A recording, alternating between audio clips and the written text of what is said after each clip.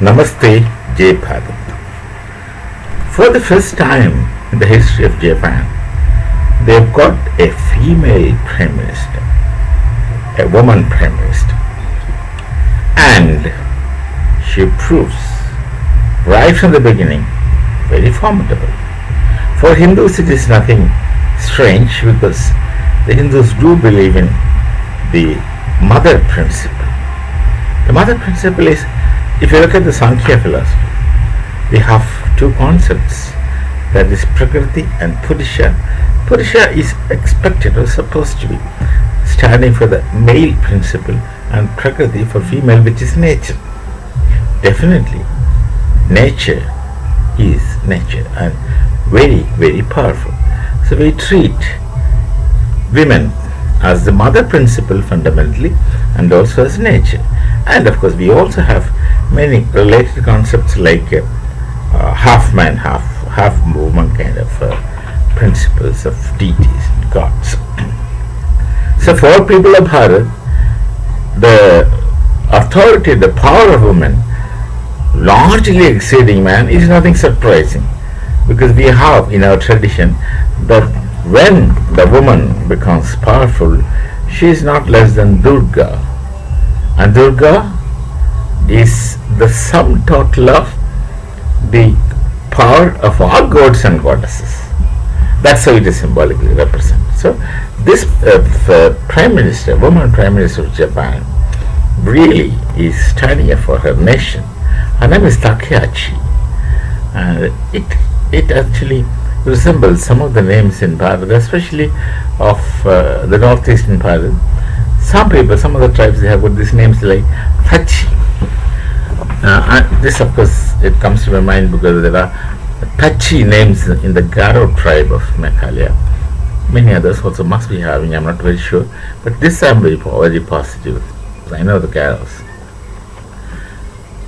And this is now against China. China is very notorious for the greed of land of all neighbors. What China do not want? That question you can ask. What China, what they don't want? They want Arunachal of our Bharat, and they want portions, Nepal. They want some areas of Nepal, and they want Taiwan to be their own. There are large land, China, and large land, and of course large population. Now, of course, we are more populous than China, but they want land. This is some kind of communist disease.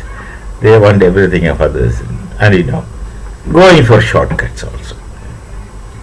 So Taiwan has got Chinese, ethnic Chinese there, but then they want to be independent. They don't want to be under the communist kind of rule, iron curtain rule, all sorts of things. And they are also supposed to be American ally. American ally is not trustworthy because no one can trust America. Sometimes they are worse than Pakistan. So then Takehachi just directly wants China that if you go to occupy Taiwan, well, you have to deal with us. And if you send your army, we know how to deal with. You see, Chinese army is huge and large.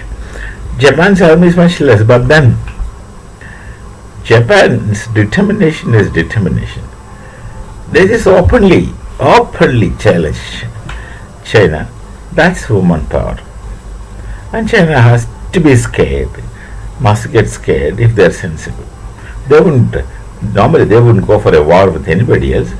The Chinese are that smart that they wouldn't go for war unnecessarily with some people. They say things, but then I don't think they'll go for a battle with Japan.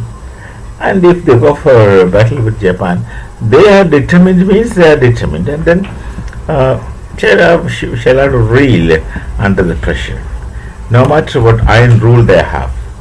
Since they are not democracy, so there's no one can ask anything to the authority.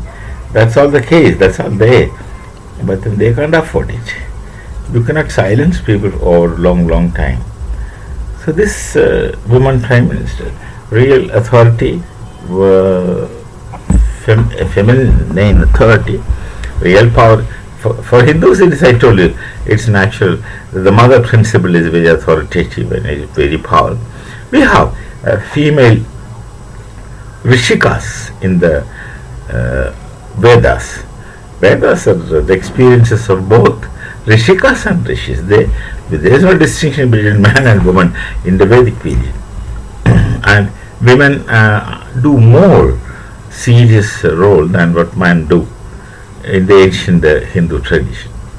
So it's a great thing, and let's say all the best to Japan, and all the best to the new lady Prime Minister, who is cosmic power as far as Hindus are concerned. We shall meet again. Namaste.